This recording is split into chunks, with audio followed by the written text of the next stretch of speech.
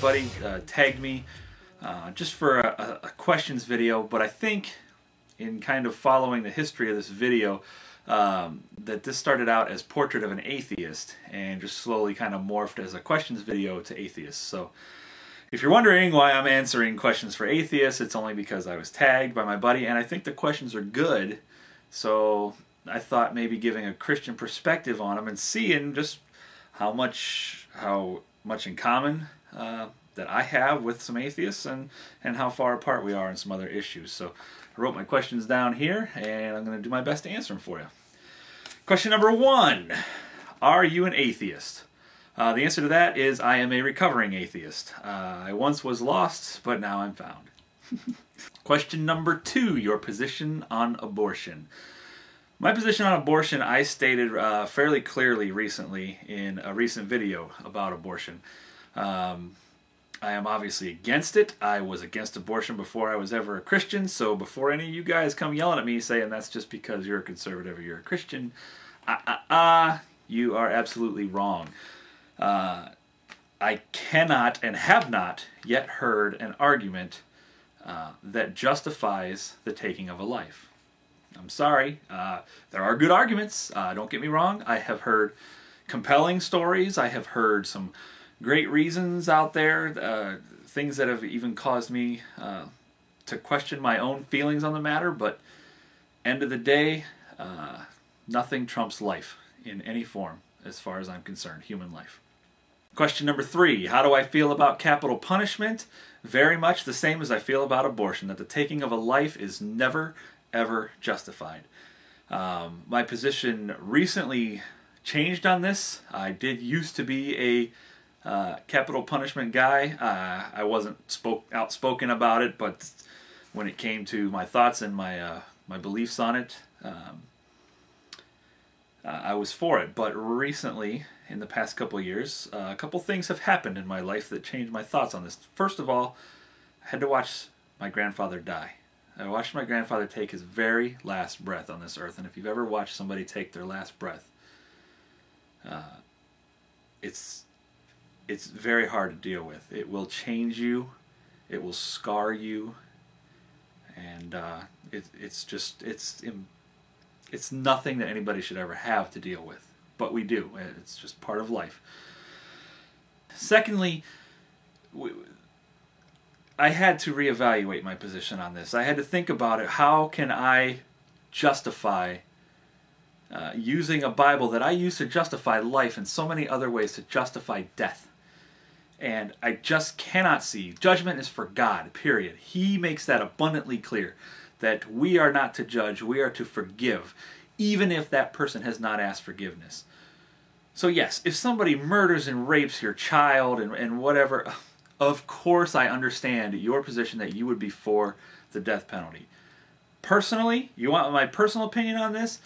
We should make the death penalty, or we should take away the death penalty, but not tell anybody. And every few months, the guy that's convicted of the rape and murder of your child, every few months for the rest of his life, we walk him down to the electric chair or to the deathbed where he's going to get needled or whatever. Walk him down there, make him sit there, sweat it out, make him say his last words, ask for his last meal, and right at execution time, tell him he got a stay of execution from the governor.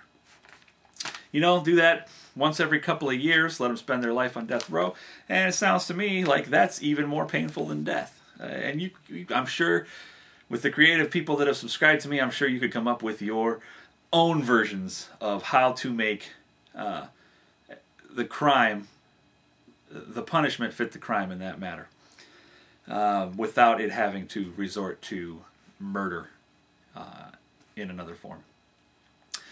Question number 4 is about drug control. How do I feel about drug control? And I'm going to tell you right now, I am 1000% for it. We have enough problems in this country and around the world with people who don't even know how to act when they can drink alcohol. I would understand, and I would probably be more for drugs being legal if people in this country could exhibit responsibility and do it in your own homes and not take it out on the streets.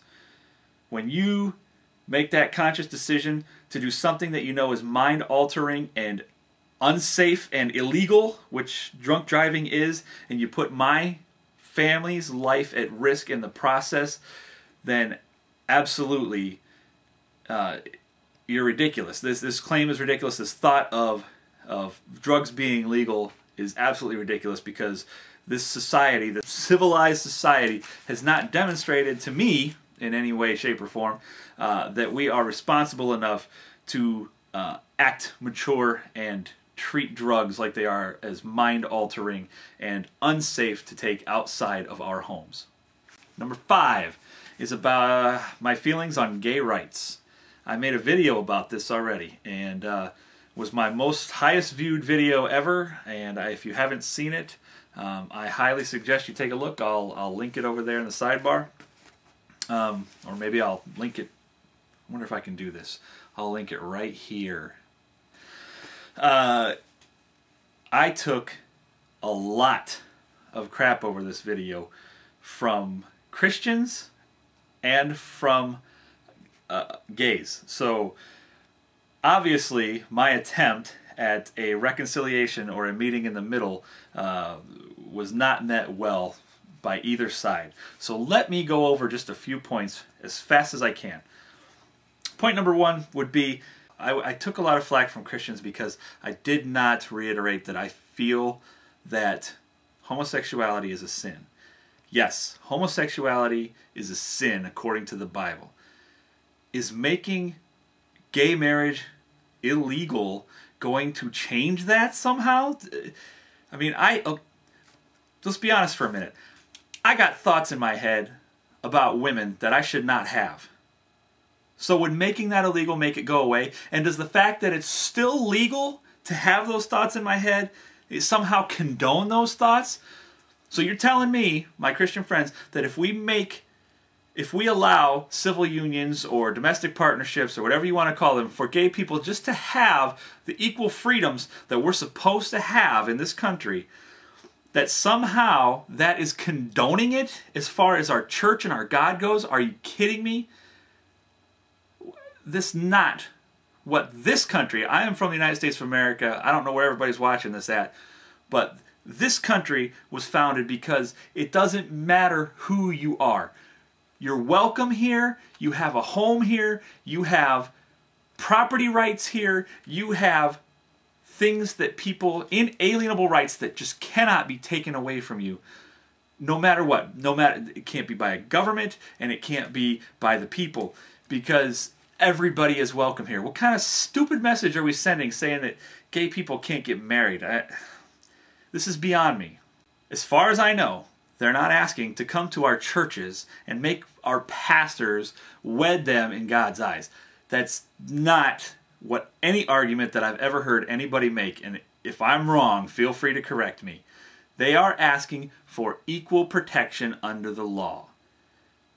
And as far as I know, 2 consenting adults, we're talking people over the age of 18, that we freely collect tax money from, that we freely spend that tax money any way we see fit, yet we're going to tell them that they can't have the right to marry the person they love. I know you're going to tell me that they have every right to marry somebody of the opposite sex I do. They just want more rights. You have the right to marry the person you love. Give them the right to marry the person they love for the tax benefits, for the after death benefits, for the in-life benefits. You know, we have enough problems in our own Christian church as far as the divorce rate to even be worrying about what people outside of the Christian church are doing. That's my opinion on this. If you'd like to know more, like I said, watch my previous video, send me a text, comment in the comment section down below. I would love to talk about this more, because I'm wrong about a lot of things, and I always admit when I'm wrong to the best of my ability. This time, I'm right.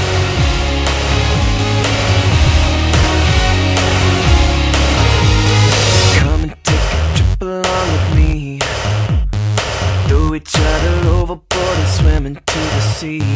Leave your bags, there's nothing you should bring, 'cause we'll be dancing in the fountain of love.